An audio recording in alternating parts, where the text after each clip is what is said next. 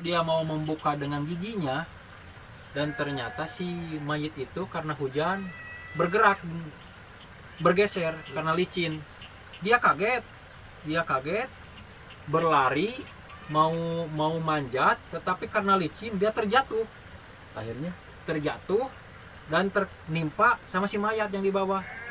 Dia tambah takut, bahkan katanya dia sampai ngompol. Saking takutnya, kencing dia itu di saking alam makam takutnya. itu. Ya, dengan berusaha memanjat lagi, jatuh lagi, manjat jatuh lagi, dan singkat waktu dia bisa naik, lalu berlari. Kemana berlarinya itu? Berlari menuju kampung, tetapi di situ terlihat di kampung ada yang Assalamualaikum warahmatullahi wabarakatuh. Masih bersama kami di Saung Diskusi mengatasi masalah tambah masalah. Oke teman-teman, kali ini kita sudah bersama Bapak Ujang di sini, yang Bapak Ustadz Ujang yang akan meluruskan setiap permasalahan yang ada di saung ini. Dan kali ini kita tidak berdua saja karena kita akan kedatangan tamu yang sangat spesial yang saya undang dari jauh, dari Tasik ini orangnya. Pemuda tersesat dari Tasik, Chef Oni. Bang, Alhamdulillah. Jadi ini sih saya bukan pengalaman saya. Tapi ini banyak hikmah dari cerita ini agar teman-teman yang Bapak Ujang tanyain di sini real atau tidak? real mancing. Bukan maksud itu. Maksudnya hoak atau fakta? Gak tahu sih narasumbernya, saya juga gak tahu. Nggak. Tapi ini cuma cerita. Masanya ceritanya ini Asli. ada asli atau enggak ini? Gak tahu kan cerita. Belum dicek kebenarannya ya. Belum dicek kebenarannya, tapi Tapi ini cerita. yang Mungkin bisa dapat mengambil hikmahnya. hikmah dari Oke, terus hanya apa? Ambil hikmahnya itu apa ceritanya? tentang pesugihan kawan dulu ya. Oh kok katanya kawan, katanya nggak tahu ceritanya asli atau enggak. Saya kan menutupi maksudnya Biar. iya. Tapi itu asli. Kalau ceritanya asli, Oh. jadi pesugihan tentang tali pocong itu ternyata sesat. Tapi ada itu. Benar-benar ada. Banyak. Itu kejadiannya di daerah mana itu? Saya tidak dapat menyembunyikan atau merahasiakan tempatnya itu, tapi di Bandung. Oke, pemirsa, kejadiannya itu kami merahasiakan tapi ada di sekitar Bandung. Lanjut, Chef. Oh, langsung. Ya, Langsung langsung aja saja ke cerita tanpa pokoknya. basa-basi. Jadi waktu itu kemungkinan tahun 90-an.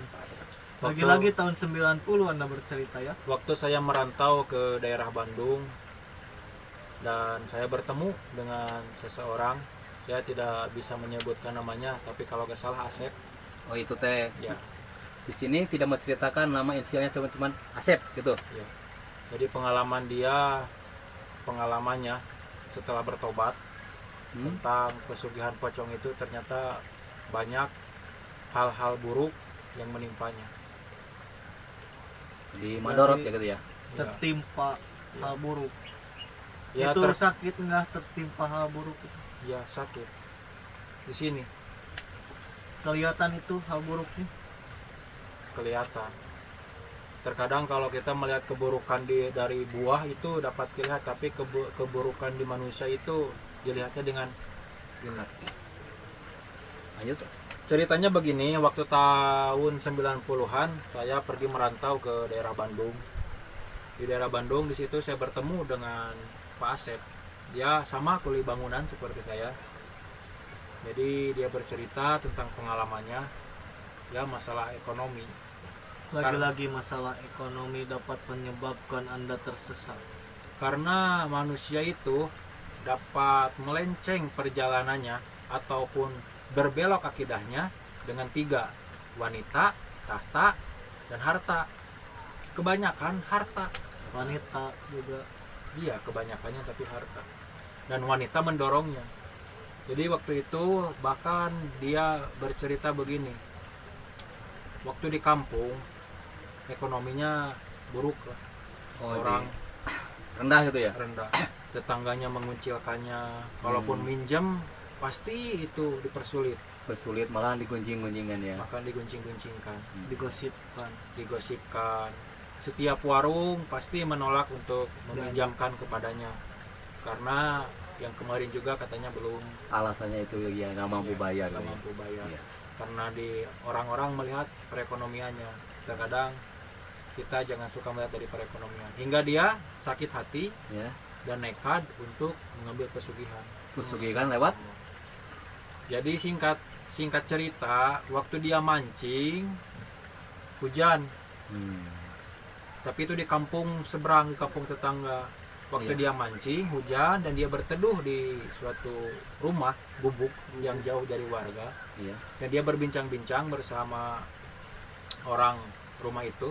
Oh, di gubuk itu ada orangnya. Ada orangnya, dia bercerita tentang masalah kehidupannya, tentang ekonominya, Curhat gitu ya dia gitu. curhat. Hingga dia menyarankan ada suatu jalan pintas yang dapat merubah ekonomi dan kehidupan. Apakah yang memberitahu itu orang kaya? Orang biasa lah, Orang biasa? orang kampung, tapi rumahnya itu agak Mewah. terpencil, Terpencil, tapi Sendiri. nggak mewah gitu. gak mewah, namanya di kampung. Berarti mungkin itu menyesatkan ya. Jebakan.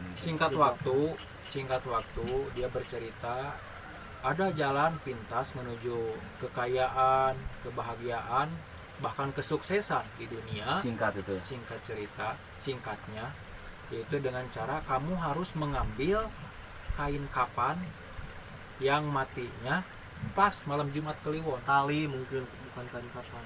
Tali kain kapannya, Oh, tali pocong itu ya. tali pocong. Oh iya iya. Nah, jangan ditiru lah, ini cuman cerita yang dapat teman-teman Ambil ambil hikmahnya hikmahnya. saja. Jangan ambil tali pocongnya, tapi ambil hikmahnya. Dia pasti menolak karena dia mempunyai keyakinan ataupun iman. Iman, Dia ya. menolak. Dan singkat waktu bercerita, hujan pun reda, maka dia pun pulang. Tapi di perjalanan dia berpikir, apakah harus terjun ke sana, ke jurang kehinaan, kenistaan, bahkan agama pun digadekan. Iya, iya. Apakah harus terjun ataupun bersabar di posisi itu. Singkat waktu pas pulang dan di rumah ada tamu, Ada tamu. dan ternyata yang namu itu yang nagih. Lagi hutang. Lagi hutang. Ya maklum lah, kalau ekonomi kurang kita selalu menghalalkan segala cara. Iya, iya. Singkat Karena waktu, ada bisikan setan juga. ya singkat waktu karena itu renten yang nagihnya Oh, itu renteri lintah darat tuh ya. lintah darat, dia agak berbicara kasar Iya. dan akan Mengancam gitu ya. mengambil rumahnya. Karena dia makin tertekan dengan ekonomi dan posisi seperti itu, maka dia terpikir oleh cerita Yang si tadi abang itu. tadi. Oh. Dengan berjalannya waktu, hari demi hari, minggu hari minggu, pas ada yang meninggal kecelakaan wanita, waktu malam Jumat. Itu dia syaratnya itu perawan atau gimana itu yang Ada, meninggalnya? ada Perawan. persyaratan tertentu. Perawan. Dan waktu itu ada gitu yang mati malam Jumat, kecelakaan wanita Pas pas itu. malam Jumat Kliwon. Karena emang dalam keburukan pasti ada kepasan. Jalannya Singkat mungkin waktu ya. Jalan. dia pun enggan mengambil dan terus berpikir hingga timbullah bisikan setan dan membulatkan tekad atau tekadkan bulat. Mentekadkan bulat, membulatkan tekad. Berarti bulat-bulat tekad gitu. Ya. Pas jam 2 malam dia pergi ke makam. Yang tadi meninggal baru tadi. Ya. Dia pergi ke makam bawa cangkul. Mau apa? Dia mau menggali, Oh. mengambil. Dari menyangkul. Ya, dengan syarat-syaratnya yaitu harus menggalinya malam Sendiri gitu. sendiri, harus Ya, berani. karena kalau siang pasti banyak orang. Hmm. Dengan berjalannya waktu dia pun menggali, tapi rasa takut itu ada, rasa takut Pasti ada. itu Bahkan manusia. takutnya lebih gitu, lebih. Itu manusiawi pasti ada Manusiawi. terjadi gitu. Karena dia sudah bulat, dia menggali dan sampailah ke papan. Waktu membukakan papan, Ya, dia ragu-ragu karena takut. takut. Karena Pas. itu yang matinya kecelakaan, mungkin udah terbayang itu Ya, gimana dan keadaannya. dan waktu itu tiba-tiba hujan pun turun. Hujan turun dari langit itu maksudnya. Iya, turun. Gak ada soundtrack ku menangis. Tahan dulu, Bung. Jadi menambah ekstrim dan takut. Jadi dia itu ya. Pas di bawah, pas sampai dia membuka papan Ya, dan terlihatlah mayat itu. mayat terlihat itu. Ya, Mayatnya terlihat. ya. Dan pesan si Abah itu begini, kalau kamu mau mengambil Jadi tali, waktu yang ngobrol di gubuk itu abah-abah, ya, waktu si Abah itu bicara begini, sukun mungkin itu. dukun, Bung. Jadi waktu Dan- itu, waktu dia menggali, membuka papan, Ya, dan kata si Abah, kalau kamu mau pesugihan lewat dari tali pocong, membukanya jangan pakai tangan, harus pakai apa itu? pakai gigi. Susah itu doang. Ya, memang tidak ada yang mudah untuk Tidak ada. menjadi sesat. Katanya itu instan, tapi susah juga ya. Ya, terkadang orang pintar itu Mungkin itu membodohi. ada maksud-maksud tertentu. Ya, singkat waktu dia pun membukanya dengan giginya. Tapi alangkah susahnya, apalagi waktu itu hujan dan Licin. tangannya kan licin, pakai Iya. tanah itu Ya, licin. ya, pasti. Dan yang lebih kaget, waktu dia membuka yang di sebelah sininya, Oh, berarti pas ini yang Ya. wajahnya gitu yang. ya, Ya. yang harusnya yang sini, yang Oh. pas leher. Oh iya, iya. Teman-teman di sini bisa membayangkan keadaan Papa Asep waktu itu. Waktu dia mau membuka dengan giginya, dan ternyata si mayit itu karena hujan bergerak, bergeser karena licin. Dia kaget, berlari mau manjat, tetapi karena licin dia terjatuh Akhirnya dan tertimpa sama si mayat yang di bawah. Dia tambah takut, bahkan katanya dia sampai ngompol saking takutnya. kencing dia itu di Sakit dalam takutnya. makam itu. Ya, dengan berusaha memanjat lagi, jatuh lagi, manjat jatuh lagi, dan singkat waktu dia bisa naik, lalu Kemana berlarinya itu? berlari menuju kampung, tetapi di situ terlihat di kampung ada yang ngeronda. Lalu dia Apakah bersembunyi. itu udah Udah berhasil udah tuh belum? berhasil? Belum, Oh, belum. belum berhasil. Bahkan kuburannya masih acak-acakan. Hmm. Lalu dia bersembunyi karena ada rona, dia bersembunyi di Takut kebun, ya? di kebun yang agak gelap. Emang itu waktu gelap ya. Ya, malam Yang itu. agak rimbun. Di situ dia teringat tentang obrolan atau ancaman dari rentenir, tentang waktu dia nagih ke warung dia ditolak, Ya, tentang ekonominya. Dia membuatkan tekad lagi dan pergi lagi ke kuburan, kembali lagi. Singkat waktu dia pergi lagi ke sana, turun, dan dia berusaha, dan dia melihat wajah dari Si mayat mayat. itu. ya betul. Anda kok tahu? Kan yang diceritakan itu Oh, ngambilnya iya. ke mayat itu. Nah, waktu itu dia kaget dan takut, dan Bisa dia, Anda bayangkan itu waktu itu kagetnya seperti apa? ya teman-teman bisa membayangkan. Dan waktu itu karena dia sampai kaget dan takut, dia pun berbicara dan meminta maaf kepada si Si mayit. mayat itu. Ya, Ada perbincangan dulu ya, meminta maaf perbincangan, dulu. cuman dia sendiri yang ngomong. Oh. Dibuka dengan susah payah, dengan tarikan-tarikan giginya, dan terlepaslah, Akhirnya berhasil itu. berhasil. Karena dia takut, pas naik berlari. Nggak dikubur lagi tuh. Enggak, saking takutnya dia. Nah, dari situlah dia langsung pulang ke rumah. Hmm. Sampai di rumah bukannya tidur, tidak bisa tidur dia, Kenapa tuh? karena terpikir oleh wajah dari si mayat Si tadi. mayat tadi. Karena kalau korban kecelakaan itu emang Mungkin rusak ya wajahnya mungkin ya. hancur. Subhanallah. Ya, bisa membayangkan lah. Singkat waktu, pas waktu datangnya malam, dia pergi ke WC, mandi, dan si kain kapan itu di sakunya disimpan. Hmm. Kain kapan itu di sakunya. Waktu udah mandi, udah bersih, lalu dia pun tidur di tengahnya rumah, bukannya di kamar Oh, tidurnya, Di tengah rumah. Tengah di rumahnya tengah dia rumah, itu. di sofa. Mungkin Bukan di halaman sofa lah, tamu ya. di papan, karena rumahnya panggung. Oh iya iya. Dia tidak bisa Tidur juga? dan dia mendengar suara si mayit tadi, Rintihan atau mungkin rintihan, Subhanallah. dan angin waktu itu kencang ke rumahnya. Kencang itu seperti Iya. ada gemuruh-gemuruh gitu nggak ada. Gelebug. Dia seperti mendengar suara tapi gak jelas, yang bicaranya begini, kembalikan kain tali itu, kembalikan. Mungkin yang arwahnya tadi mungkin ya. Ya, lalu dia pun berdiri dan mencium aroma yang hanyir bau. Oh anyir itu ya. Ya, hanyir bau Subhanallah. di sekitaran rumahnya itu. Singkat waktu ada yang melempar ke kacanya hingga pecah. Subhanallah. Tapi yang aneh istrinya tuh gak bangun sama anaknya. Dia sendiri yang Padahal itu mendengar. keras ya kejadiannya. Padahal Pecah itu gitu ya. keras. Sekitar pukul tengah malam jam 2-an. Waktu itu dia lemparin ke kaca dan kacanya belah. Ya. Lalu dia pun sambil takut dia berdiri melihat dan ternyata dia melihat papan yang bertulis nama si mayit itu. Oh, kayak ini batu nisan itu Batu dari nisan. nisan gitu ya. Iya. Dan tiba-tiba lampu berkedip dan sosok itu muncul. Istrinya masih keadaan tidur. Tidur, gak tahu apa-apa istrinya. Waktu dia melihat sosok yang menakutkan, dia pun pingsan. Akhirnya Dia pun pingsan. Waktu berjalan hingga waktu pagi terdengar pengumuman di musola bahwa ada yang membongkar mayit. Makam. Makanya kalau di kampung-kampung kalau ada yang meninggal malam Jumat Kliwon suka ada yang nunggu. itu dari Itu kisahnya itu alasannya. mungkin ya. Dan kalau ada anak kecil yang meninggal suka ditunggu itu. Itu gimana endingnya, itu sukses itu orang itu? Enggak, masih panjang ceritanya. Singkat waktu istrinya pun membangunkan si dia yang lagi pingsan.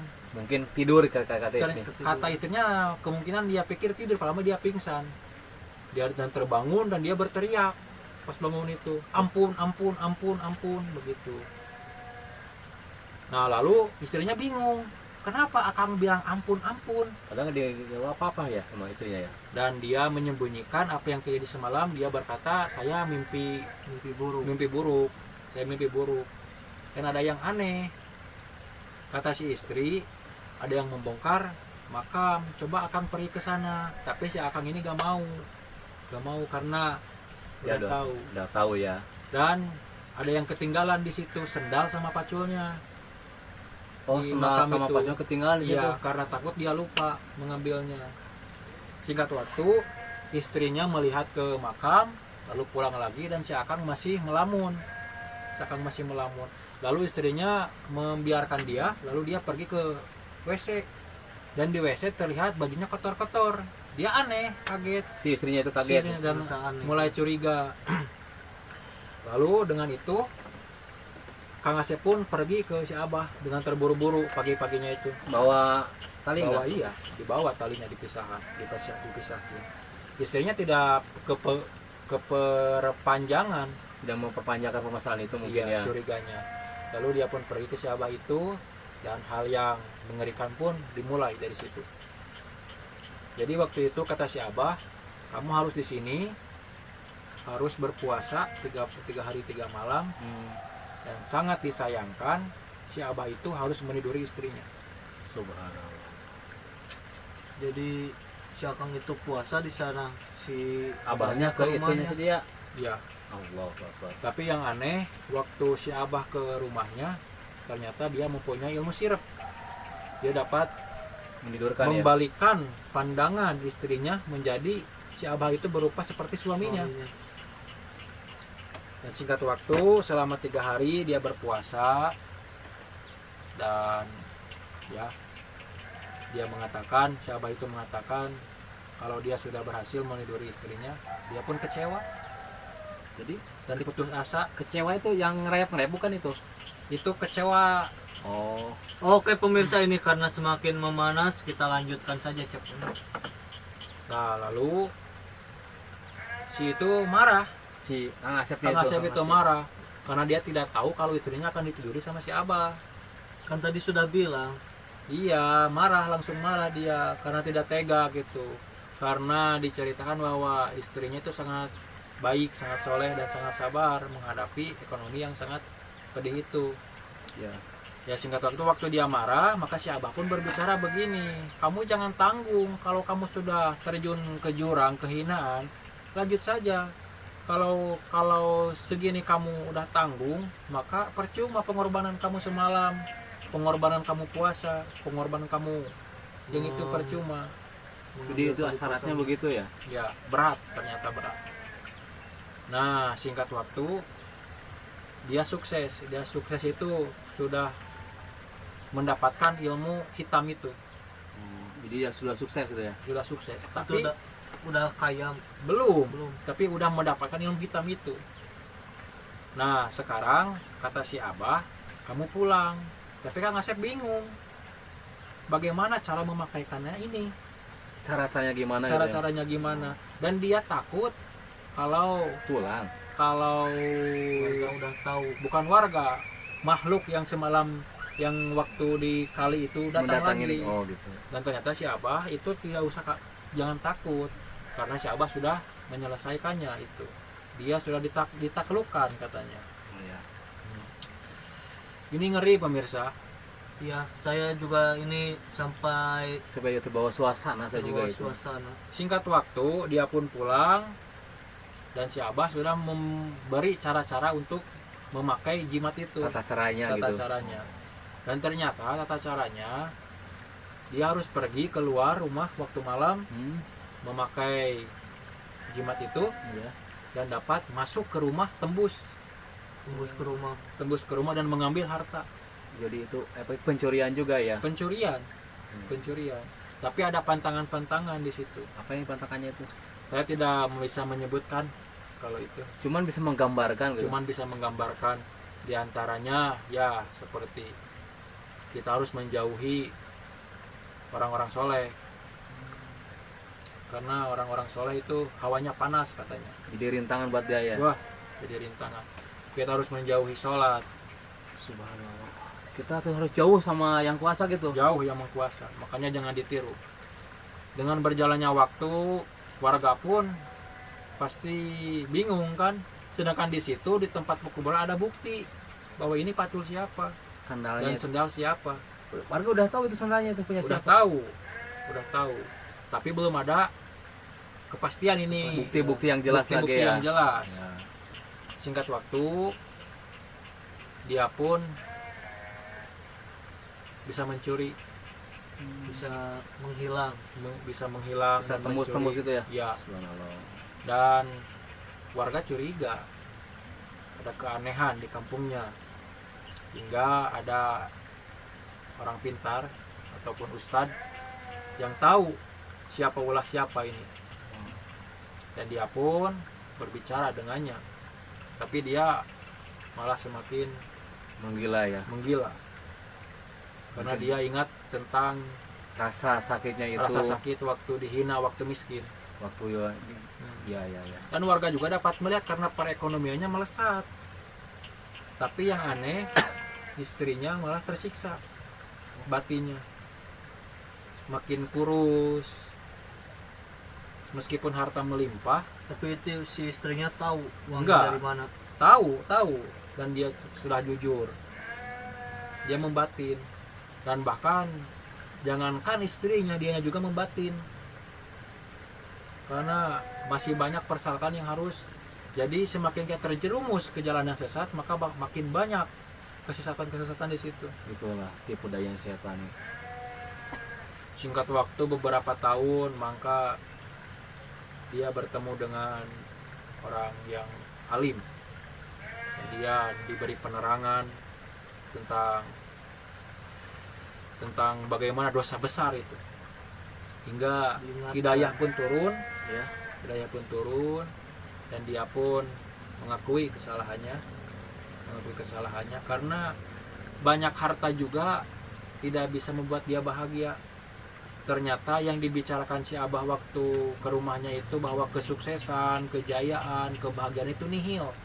Siksaan terus Itu siksaan. hanya bohong belaka gitu ya. Ya, setiap malam dia dihantui Jangan tuh yang- rasa takut. dihantui rasa takut. Singkat cerita dia bertobat, Itu si tali pocongnya dikemanain? dan si tali pocongnya itu ke orang alimin itu Oh dikasih. dikasihkan.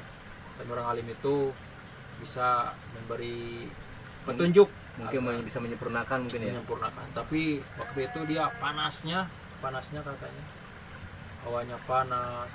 Singkat cerita dia pun kembali ke jalan yang benar sebelum ajal menjemput. Mungkin itu hidayah ya, Ya mungkin dia tuh tobatan nasuha mungkin ya. ya mungkin itu hidayah. Dan alhamdulillah, dan harta yang didapatkan Ya. dari tali pocong itu sirna semua. Ada mobil tiba-tiba kecelakaan, rumahnya tiba-tiba kebakar, perkebunannya tiba-tiba hancur, longsor, banyak kejadian Jadi, seperti itu. banyak cara ya Allah ya. Dan dia berbicara kepada saya, ternyata tidak ada jalan pintas untuk menuju kesuksesan selain dengan agama. Ya betul, menarik. Dan sekarang dia alhamdulillah sudah menjadi Seperti- tobat dan menjadi alim, Ya. alhamdulillah, dan dia memberi pelajaran kepada kita. Kata Anda tadi udah ajalnya udah menjemput. Enggak, sebelum ajal menjemput dia sudah bertobat. Coba bertobat ya. Nah, jadi dia berpesan kepada saya bahwa kesuksesan, kejayaan, kebahagiaan manusia, baik yang di dunia sementara ataupun yang selama-lamanya, itu tidak lain hanya dalam agama. Ada ketenangan di situ. Ada Ya, ketenangan, meskipun rezeki kita hanya 20.000 ataupun 10.000, meskipun makan kita cuman nasi, tapi ada ketenangan, ada ketentraman, tidak ada dikejar-kejar sama dosa, tenang. Dan sekarang alhamdulillah dia sudah menjadi tukang adan di Jadi muadzin sekarang. Dari muadzin. Subhanallah.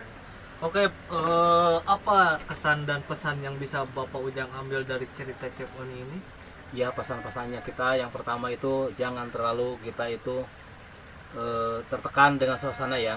Jadi semakin kita melamunkan tentang dunia, semakin setan di situ membisikkan jalan-jalan yang bisikan. sesat. Jadi membersihkan itu dengan caranya kenikmatan dibungkus dengan kemaksiatan. Itulah caranya setan itu menggoda manusia itu dengan kenikmatan dulu, lalu ada kemaksiatan. Setelah seorang manusia udah nikmat, nah disitunya sesat.